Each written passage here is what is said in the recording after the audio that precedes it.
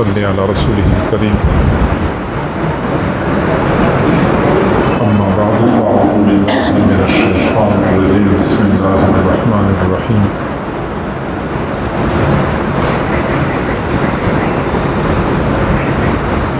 الف لام میم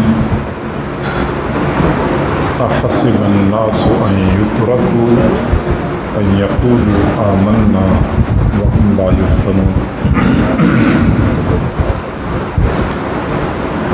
صدق اللہ العظیم وبلغنا رسوله النبی الکریم ونحن على ذلك لمن الشاہدین والشاکرین والحمد للہ رب العالمین اللہم صل علی سیدنا محمد وعلی آل سیدنا محمد وبارک وسلم۔ ایک انسان پر زندگی میں مختلف حالات آتے ہیں، کبھی حالات اچھے ہوتے ہیں اور کبھی برے ہوتے ہیں، کبھی انسان صحت کے مزے لے رہا ہوتا ہے اور کبھی بیماری کے بستر پہ پڑا ہوتا ہے، کبھی گھر میں فراخی اور فراوانی کا دورہ ہوتا ہے اور کبھی انسان تنگی و تنگدستی کا شکار ہوتا ہے، کبھی گھر کے افراد کے درمیان محبت اور مودت کی فضا قائم ہوتی ہے اور کبھی لڑائی اور جھگڑوں کا بازار گرم ہوتا ہے، کبھی حالات اچھے ہوتے ہیں اور کبھی حالات برے ہوتے ہیں۔ کسی بندے کے ذہن میں یہ سوال پیدا ہو سکتا ہے کہ علماء یہ کہتے ہیں، بلکہ احادیث سے بھی یہ ثابت ہے کہ اس دنیا میں اگر ساری ماؤں کی محبت کو ملایا جائے جو وہ اپنی اولاد کے ساتھ کرتی ہیں تو اس پر اللہ تعالیٰ کی محبت جو وہ بندوں کے ساتھ کرتے ہیں غالب آ جائے گی۔ اگر اللہ تعالیٰ کو اپنے بندوں سے اتنی محبت ہے تو ماں کی محبت تو ناقص ہے، اللہ کی محبت کامل ہے، تو ناقص محبت والی ماں تو کبھی نہیں چاہتی کہ میرا بیٹا پریشان رہے، کسی مصیبت میں پھنسا رہے، مشکلات سے دوچار رہے۔ اللہ تعالیٰ اپنے بندوں کو مصائب اور مشکلات سے دوچار کیوں کرتا ہے؟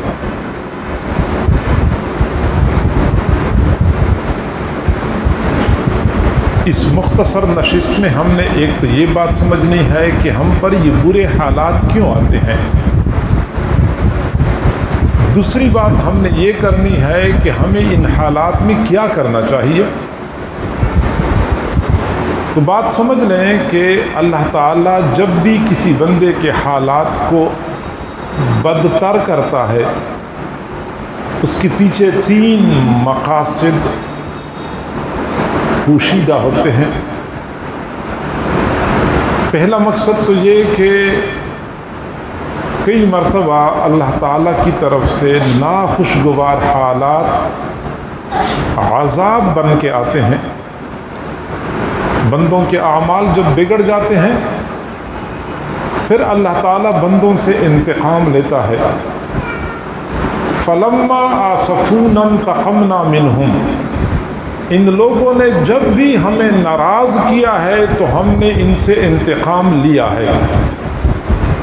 اعمال جب خراب ہو جاتے ہیں اللہ تعالیٰ انتقام لیتا ہے۔ یہ اور بات ہے کہ اللہ تعالیٰ کے انتقام کی تدبیریں کئی مرتبہ اتنی پوشیدہ ہوتی ہیں، اتنی خفیہ ہوتی ہیں کہ جس بندے سے انتقام لیا جا رہا ہوتا ہے اس کو بھی پتہ نہیں ہوتا کہ میں انتقام کا نشانہ بنا ہوا ہوں۔ حالات خراب ہیں، کبھی کہتے ہیں پڑوسیوں نے کچھ کیا ہے، کبھی کہتے ہیں عزیز و اقارب نے کچھ کیا ہے، کبھی کہتے ہیں جادو ہے، کبھی کہتے ہیں جنات ہیں۔ اس طرف بندے کی توجہ ہی نہیں ہوتی کہ میرے اپنے کرتوتوں کی وجہ سے اللہ رب العزت نے مجھے عذاب میں مبتلا کیا۔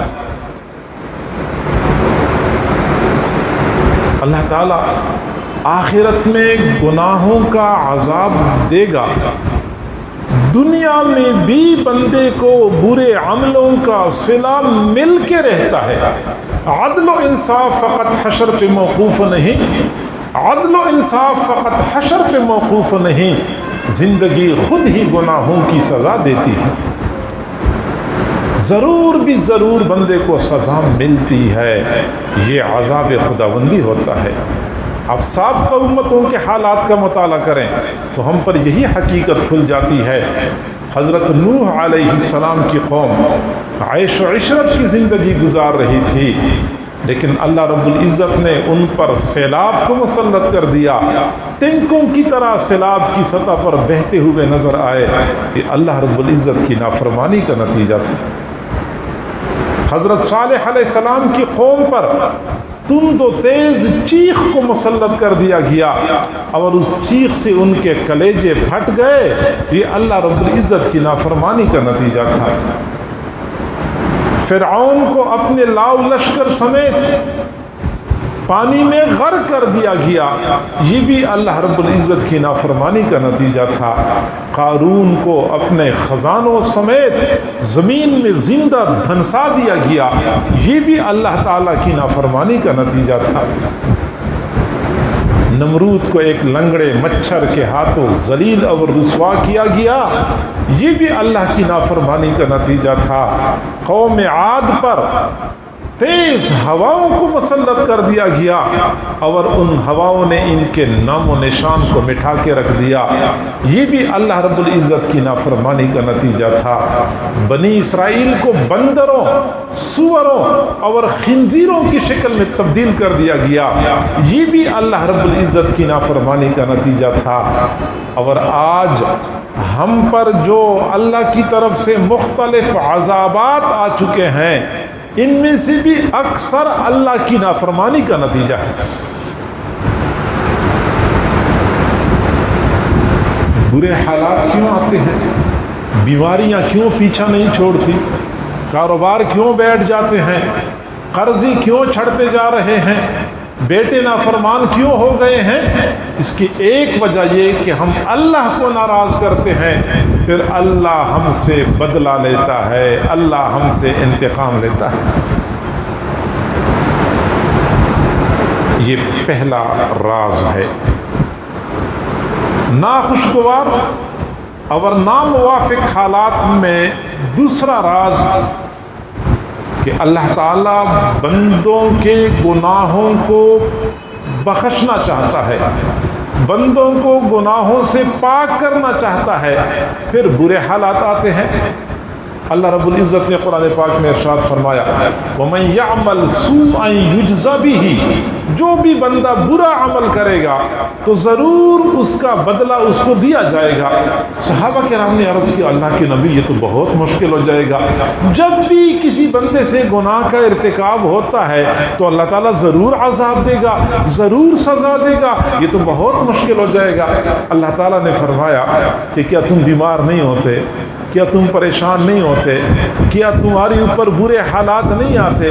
یہ حقیقت میں ان گناہوں کی بخشش کا باعث ہوتے ہیں، اور یہ اللہ رب العزت کی طرف سے احسان عظیم ہوتا ہے کہ جب بندہ گناہ کرتا ہے اللہ تعالیٰ اس پر برے حالات لاتا ہے، اور ان تکالیف کے نتیجے میں بندے کے گناہ معاف ہو جاتے ہیں، اور بندہ اللہ کے پاس جب جاتا ہے تو سارے گناہوں سے پاک پاکیزہ ہو چکا ہوتا ہے۔ یہ اللہ رب العزت کا احسان ہوتا ہے۔ تو یہ برے حالات گناہوں کی بخشش کا باعث ہوتے ہیں۔ حضور صلی اللہ علیہ وسلم نے فرمایا کسی مسلمان کو کوئی تکلیف پہنچتی ہے، کوئی مشقت پہنچتی ہے، کوئی پریشانی پہنچتی ہے، یہاں تک کہ پاؤں میں کانٹا چھپ جاتا ہے، اس کانٹے کے چھبنے کی وجہ سے اللہ تعالیٰ اس کے ایک گناہ کو معاف کر دیتے ہیں ایک نیکی اعمال نامے میں لکھ دیتے ہیں۔ تو یہ جو تکلیف پہنچتی ہے، بیماری پہنچتی ہے، حقیقت میں اس کے ذریعے گناہوں کی بخشش مقصود ہوتی ہے۔ مشکات شریف کی حدیث ہے کہ ایک آدمی کے کپڑوں میں 2 جیبیں ہوتی ہیں۔ اب وہ کوئی چیز نکالنے کے لیے ایک جیب میں ہاتھ ڈالتا ہے، لیکن اس میں وہ چیز نہیں ملتی، اس کو پھر دوسری جیب میں ہاتھ ڈالنا پڑتا ہے۔ یہ تھوڑی دیر کے لیے جو اس کو ذہنی کوفت ہو گئی، اس پر بھی اللہ تعالیٰ ایک گناہ معاف کر دیتا ہے۔ اتنی سی کوفت پر، جی ہاں، بندے کو بخار ہو جاتا ہے اور پوری رات بخار کی حالت میں گزارتا ہے، صبح شکوہ نہیں کرتا، اللہ کے فیصلے پہ ناراض نہیں ہوتا۔ حدیث شریف میں آتا ہے کہ صبح اس بندے کو اللہ تعالیٰ گناہوں سے ایسا پاک صاف کر دیتا ہے جیسا کہ اس دن پاک صاف تھا جس دن اس کو اس کی ماں نے جنا تھا۔ بیماریاں، پریشانیاں، پہلا راز کہ یہ اللہ کا عذاب ہوتا ہے۔ دوسرا فلسفہ، عذاب تو نہیں ہوتا، لیکن اللہ چاہتا ہے کہ میں اس بندے کو تھوڑا سا پریشان کر دوں اور ان پریشانیوں کو ان کے گناہوں کے لیے کفارہ بنا دوں تاکہ قیامت کے عذاب سے یہ بندہ بچ جائے۔ کئی مرتبہ ہم پریشان ہوتے ہیں، ہمیں نہیں پتہ ہوتا کہ اس میں اللہ کی کیا حکمت پوشیدہ ہے۔ ہمیں نہیں پتہ، بچہ بالکل چھوٹا ہوتا ہے، جسم میلا ہوتا ہے، بدبو آتی ہے، تو ماں کہتے میں نے نہلانا ہے۔ اب ماں جب اس کے سر پہ صابن ملتی ہے، جسم پہ صابن ملتی ہے، وہ رو رہا ہوتا ہے، چیخ و پکار کر رہا ہوتا ہے۔ اب بچے کو نہیں پتہ ہوتا کہ یہ جو مجھے تکلیف ہو رہی ہے وقتی طور پہ ناگوار حالات سے میرا واسطہ پڑا ہوا ہے، اس میں میرے لیے کیا فائدہ ہے۔ اسی طریقے سے بندے کو نہیں پتہ ہوتا کہ مجھے بیماری ہوئی ہے، میرا کاروبار خراب ہو گیا ہے، میرے بیٹے آپس میں بے اتفاقی کا شکار ہو چکے ہیں، اس میں میرے لیے کیا فائدہ پوشیدہ ہے۔ اصل میں اللہ رب العزت نے اس کے گناہوں کے لیے دنیا میں ہی کفارے کا انتظام کرنا ہوتا ہے۔ اور تیسرا مقصد کہ اللہ تعالیٰ بندے کو بلند درجات دینا چاہتا ہے، اس کے گناہ نہیں ہوتے، گناہ تو پہلے سے وہ نہیں کرتا، بچا ہوا ہے، بلند درجات اللہ نے اس کو دینے ہوتے ہیں، تو درجات عالیہ کی خاطر اللہ اس کو پریشانیوں میں، ناخوشگوار حالات میں گھیر لیتا ہے۔ حضور صلی اللہ علیہ وسلم نے فرمایا ان اللہ اذا احب عبدا ابتلاه، اللہ تعالیٰ جب کسی بندے سے محبت کرتا ہے تو اس کو کسی مصیبت میں مبتلا کر دیتا ہے۔ فإن رضی اصطفاه، اگر بندہ اللہ کے فیصلے پہ راضی ہو گیا اللہ اس کو اپنے مقربین میں شامل کر دیتا ہے۔ تو یہ تیسرا مقصد ہے کہ ان مصائب اور آلام کی وجہ سے ہمیں بلند درجات ملتے ہیں۔ یہی وجہ ہے کہ دنیا میں سب سے زیادہ آزمائشیں حضرات انبیاء کرام پر آئی ہیں۔ حضور صلی اللہ علیہ وسلم نے فرمایا ان اشد الناس بلاء الانبیاء ثم الامثل فالامثل، لوگوں میں سب سے زیادہ آزمائشیں انبیاء پر آتی ہیں، پھر جو لوگ انبیاء کے ساتھ زیادہ مناسبت رکھتے ہیں ان پر زیادہ آزمائشیں آتی ہیں، پھر اس کے بعد جن لوگوں کی انبیاء سے زیادہ مناسبت ہوتی ہے تو ان پر یہ آزمائشیں آتی ہیں۔ تو یہ مشکلات اور پریشانیاں، اس میں ہماری لیے یہ خیر ہوتی ہے کہ ان کی وجہ سے اللہ تعالی ہمارے درجات کو بلند کرتا ہے۔ احسب الناس، کیا لوگوں کا یہ گمان ہے ان یترکوا، کہ ان کو چھوڑ دیا جائے گا، ان یقولوا آمنا، کہ وہ کہتے ہیں کہ ہم ایمان لائے ہیں، وہم لا یفتنون، ان کو آزمایا نہیں جائے گا، نہیں، ضرور ان کو آزمائش میں، مشکلات میں مبتلا کیا جاتا ہے۔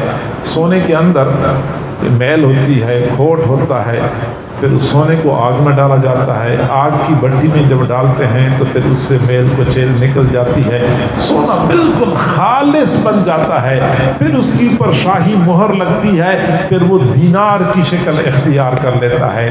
تو جس طرح سونے کو پہلے میل کچیل سے صاف کرنے کے لیے آگ کی بھٹی میں ڈالا جاتا ہے، پھر اس کے بعد اس پر شاہی مہر لگا دی جاتی ہے۔ اسی طرح بندوں کو پہلے آزمائش کی بھٹی میں ڈال دیا جاتا ہے، جب بالکل خالص بن جاتے ہیں، کھوٹ نکل جاتا ہے، پھر اس پر اللہ رب العزت کی ولایت کی مہر پکی لگ جاتی ہے۔ تو لہٰذا 3 بڑے اغراض ہوتے ہیں۔ ایک تو یہ کہ مصیبتیں آتی ہیں، یہ اللہ کا عذاب ہوتا ہے۔ دوسرا یہ کہ مصیبتیں آتی ہیں، ہمارے گناہوں کا کفارہ ہوتا ہے۔ تیسرا یہ کہ مصیبتیں آتی ہیں، حقیقت میں اللہ نے ہمیں بلند درجہ دینا ہوتا ہے، اور بلند درجے کے لیے اللہ تعالیٰ ہمیں آزمائشوں میں ڈالتا ہے۔ حضور صلی اللہ علیہ وسلم نے فرمایا، اللہ تعالیٰ کسی بندے کے لیے بڑے درجے کا ارادہ کر لیتا ہے، لیکن بندے کے اعمال ایسے نہیں ہوتے کہ وہ ان اعمال کی بدولت بلند مراتب تک پہنچ جائے۔ پھر اللہ تعالیٰ اس کو پریشانیوں میں گھیرتا ہے، پھر یہ صبر کرتا ہے، پھر اللہ تعالیٰ بلند درجہ عطا کر دیتا ہے۔ یہ تیز دوڑنے والے گھوڑے، جب مالک اس کو تیز دوڑاتا ہے مقابلے میں، تو اس کو چابک بھی لگتے ہیں، گرمی بھی ہوتی ہے، پسینہ بھی آتا ہے، لیکن گھوڑے کو نہیں پتا ہوتا کہ مالک مجھے اتنا کیوں تیز دوڑا رہا ہے۔ گھوڑے کو پتہ نہیں ہوتا، اور مالک کو پتہ ہوتا ہے کہ تھوڑی سی تکلیف برداشت کر لو، آگے پھر آپ کا اول نمبر آ جائے گا، پھر آپ کی قیمت لگے گی۔ اسی طرح جب بندے کو ایسے آزمائشوں میں ڈالا جاتا ہے، بندے کو نہیں پتہ ہوتا کہ مجھے ان مسائل سے کیوں دوچار کیا گیا، مجھے کیوں پریشانیوں کے اندر گھیر دیا گیا، حالانکہ اللہ رب العزت نے بندے کی قیمت بڑھانے کے لیے ان کو مسائل سے دوچار کیا ہوتا ہے۔ تو 3 مقاصد ہیں۔ اب اگلی بات سمجھ لیں کہ اگر ہمارے حالات ٹھیک نہیں ہیں تو ہم کیسے معلوم کریں گے کہ یہ ہمارے گناہوں کا عذاب ہے یا گناہوں کا کفارہ ہے، اللہ نے ہمارے گناہوں کو معاف کرنا ہے، یا پھر درجات کی بلندی کا ذریعہ ہے؟ یہ ہمیں کیسے پتہ چلے گا؟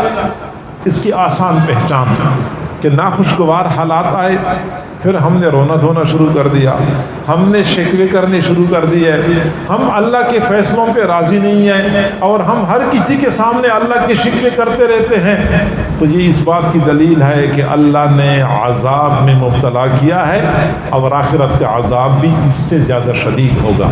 جب بندہ اللہ کے فیصلوں پہ راضی نہیں ہوتا، صبر نہیں کرتا، تو پتہ چلتا ہے کہ یہ اللہ کی جانب سے عذاب ہے۔ دوسری صورت یہ ہے کہ بندہ صبر کر لیتا ہے کہ اللہ میں کمزور ہوں، میں بیماری کی طاقت نہیں رکھتا، لیکن اللہ آپ کی طرف سے آئی ہوئی بیماری ہے، میں اس پہ صبر کرتا ہوں۔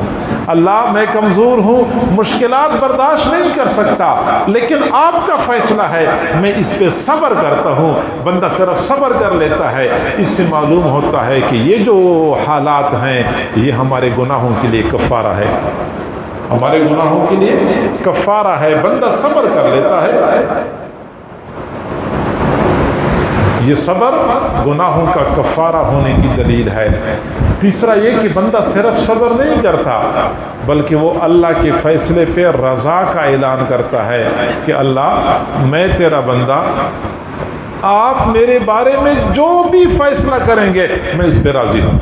اللہ میں آپ کے فیصلوں پہ راضی ہوں، تیرا غم بھی مجھ کو عزیز ہے کہ وہ تیری دی ہوئی چیز ہے۔ بندے کے جذبات یہ ہوتے ہیں کہ اللہ میرے بارے میں حالات اچھے ہوں یا برے ہوں، جیسے آپ راضی ہیں میں اس پہ راضی ہوں۔ جب بندے کے دل کے جذبات ایسے ہوتے ہیں تو یہ اس بات کی دلیل ہے کہ یہ حالات اس کے لیے درجات کی بلندی کا باعث ہے۔ 3 طرح کے حالات آتے ہیں اور 3 مقاصد ہوتے ہیں۔ جب بھی ہمارے حالات ناخوشگوار ہوں تو ایک تو ہم نے اللہ کے فیصلوں پہ راضی رہنا ہے، اللہ کے فیصلوں پہ راضی، کیونکہ ہم راضی نہ ہو جائیں تو اس سے ہماری مصیبت ختم نہیں ہوتی، ہمارا اجر کم ہو جاتا ہے۔ لہٰذا جانوں کا نقصان ہو گیا، مال کا نقصان ہو گیا، صحت کا مسئلہ بن گیا، اللہ ہم تیرے فیصلوں پہ راضی ہیں، راضی برضائے مولا، بس یہ کامل درجے کی بندگی ہوتی ہے۔ ہندوستان میں ایک بزرگ تھے، ان کا نام شاہ دولہ تھا۔ شاہ دولہ مجذوب قسم کے تھے، جس بستی میں رہتے تھے اس بستی کی قریب دریا بہتا تھا، کبھی کبھار دریا کی پانی میں طغیانی آتی تھی، پانی بڑھ جاتا تھا تو بستی پانی میں ڈوب جاتی تھی۔ اب لوگوں نے بستی کو بچانے کے لیے ایک بند باندھا، بند کی وجہ سے بستی محفوظ رہتی تھی۔ لیکن ایک مرتبہ دریا میں پانی آیا اور اتنا آیا کہ بند کی بالکل اوپر سطح تک پانی پہنچ گیا۔ لوگ ڈر گئے کہ اگر اور پانی بڑھ گیا تو بند کے اوپر سے آ جائے گا، بستی پھر ڈوب جائے گی۔ کہنے لگے اس وقت ہم بند تو کوئی اور بنا نہیں سکتے، البتہ حضرت شاہ دولہ کے پاس جاتے ہیں، ان سے دعا کرواتے ہیں، مستجاب الدعوات بندے ہیں، ان کی دعا قبول ہو جائے گی، ہمارا مسئلہ حل ہو جائے گا۔ قوم آئی، بستی کے لوگ آئے، حضرت دعا کریں پانی نیچے چلا جائے اور بستی محفوظ ہو جائے۔ چنانچہ انہوں نے کہا چلو آگے چلتے ہیں، لوگوں کو ساتھ لیا۔ حضرت شاہ دولہ رحمۃ اللہ علیہ آگے گئے اور بند کے اوپر چڑھ گئے۔ ہاتھ میں کئی تھی اور کئی کے ساتھ بند کو توڑنا شروع کر دیا، بند کو توڑنا شروع کر دیا۔ بستی والوں نے کہا حضرت بستی ڈوب جائے گی، ہمارا تو مقصد یہ تھا کہ آپ دعا کریں کہ بستی بچ جائے، آپ تو بستی کو ڈبونے کے چکر میں ہیں۔ تو حضرت نے فرمایا کہ جدھر مولا ادھر شاہ دولہ، جدھر مولا ادھر شاہ دولہ۔ اگر مولا چاہتا ہے کہ بستی ڈوب جائے، میں 1000 مرتبہ چاہتا ہوں کہ بستی ڈوب جائے۔ ہاں، ایک وقت ایک مقام ایسا آتا ہے بندہ اللہ کے فیصلوں پہ ایسا راضی ہو جاتا ہے کہ انسانی عقل حیران رہ جاتی ہے۔ ایک اللہ والے نے اللہ سے مناجات کی کہ اے اللہ میں کمزور ہوں، تیرے عذاب کی طاقت نہیں رکھتا، لیکن اگر آپ اس پہ راضی ہیں کہ مجھے جہنم میں ڈال دیں تو میں بھی اس پہ راضی ہوں۔ اللہ میں کمزور ہوں، میں عذاب کی طاقت نہیں رکھتا، لیکن اگر آپ اس پہ خوش ہیں کہ میں جہنم میں چلا جاؤں، میں بھی اس پہ راضی ہوں۔ بس میری ایک دعا ہے کہ اللہ جب آپ نے مجھے جہنم میں بھیجنا ہے تو میرا جسم اتنا موٹا کر دے، اتنا موٹا کر دے کہ پوری جہنم مجھ سے بھر جائے اور آپ کے باقی بندے جہنم سے نجات پا جائیں۔ کامل بندگی، اللہ کے فیصلوں پہ راضی رہنا۔ ایک تو ہم نے اللہ کے فیصلوں پہ راضی رہنا ہے، دوسرا یہ کہ ہم نے صبر کا مظاہرہ کرنا ہے، بے صبری نہیں کرنی، اللہ کے فیصلوں کے بارے میں کسی کے سامنے کوئی شکوہ نہیں کرنا، کیونکہ اللہ صبر کرنے والوں کو پسند کرتا ہے۔ اب بندے کے ذہن میں سوال پیدا ہوتا ہے کہ جو بندہ پریشان ہوتا ہے، مصیبت میں پھنسا ہوا ہوتا ہے، خدا نخواستہ جانی نقصان ہو گیا، مال کا نقصان ہو گیا، وہ صبر کرنا بھی چاہے نہیں کر سکتا۔ یعنی بندہ اپنے دل پہ کوئی اختیار تو نہیں رکھتا کہ بندہ اپنے دل کو خود اس کا رخ موڑ دے کہ اب پریشانی ختم ہو جائے، بندے کو سکون مل جائے۔ صبر کرنا بھی چاہے صبر کر نہیں سکتا، تو بندہ صبر کیسے، اپنے دل کو کیسے تسلی دے؟ تو سمجھ لیں اس کے بارے میں 3 ٹیکنیک بتائے جاتے ہیں، یہ نفسیاتی ٹیکنیک ہیں کہ بندے کے دل میں صبر کا جذبہ کیسے آ سکتا ہے۔ تو پہلا ٹیکنیک تو یہ ہے کہ ہم صابرین کے لیے اللہ رب العزت نے جو مقامات، جو اجر کا وعدہ فرمایا ہے، ہم اس کا تصور کر لیں، مصیبت کو برداشت کرنا ہمارے لیے آسان ہو جائے گا۔ اللہ تعالیٰ فرماتے ہیں انما یوفی الصابرون اجرہم بغیر حساب۔ ہم نماز پڑھتے ہیں، ہمیں اجر ملتا ہے ایک حساب سے، ہم روزہ رکھتے ہیں ثواب ملتا ہے حساب سے، تلاوت کرتے ہیں ثواب ملتا ہے حساب سے، لیکن جو لوگ صبر کرتے ہیں ان کو کتنا ثواب ملتا ہے؟ اس میزان کے ترازو کے برابر، زمین و آسمان کے بھرنے کے برابر، احد پہاڑ کے برابر نہیں۔ میرے اللہ نے فرمایا انما یوفی الصابرون اجرہم بغیر حساب، صبر کرنے والوں کو بے حساب اجر عطا کیا جاتا ہے۔ اب جب اللہ کہتا ہے کہ بے حساب ہے تو وہ کتنا ہوگا ہم اس کا تصور ہی نہیں کر سکتے۔ اس بے حساب اجر کی امید پہ ہمیں چاہیے کہ مصیبتوں کو، بیماریوں کو، پریشانیوں کو صبر کے ساتھ برداشت کر لیا کریں۔ سردی کا موسم ہوتا ہے، اتنی شدید سردی کہ لوگوں کو اپنے کمرے کے اندر بستر میں بھی سردی محسوس ہو رہی ہوتی ہے.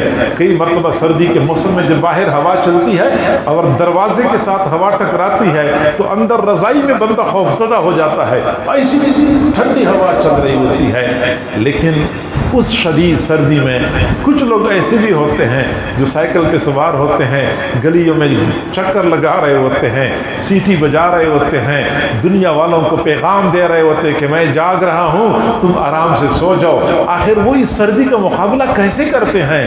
لوگ بستروں کے اندر سردی سے ڈرتے ہیں، یہ سائیکل چلاتے ہوئے سردی کا مقابلہ کر رہے ہوتے ہیں. ان کے لیے مقابلہ کرنا اس لیے آسان ہو جاتا ہے، ان کو پتہ ہوتا ہے کہ ابھی یکم کو مجھے تنخواہ ملے گی اور اس تنخواہ کی امید پہ پورا مہینہ سردی کا مقابلہ کر رہے ہوتے ہیں. اسی طریقے سے بے حساب اجر کی امید پہ ہم صبر کر لیا کریں. وبشر الصابرین، اللہ تعالیٰ فرماتے ہیں صبر کرنے والوں کو بشارت دے دو. الذین اذا اصابتهم مصیبۃ قالوا انا للہ وانا الیہ راجعون اولئک علیہم صلوات من ربہم ورحمہ واولئک هم المہتدون. یہی صبر کرنے والے ہی تو ہیں جن پر اللہ کی جانب سے رحمتیں اترتی ہیں اور یہی لوگ ہدایت پا جانے والے ہیں.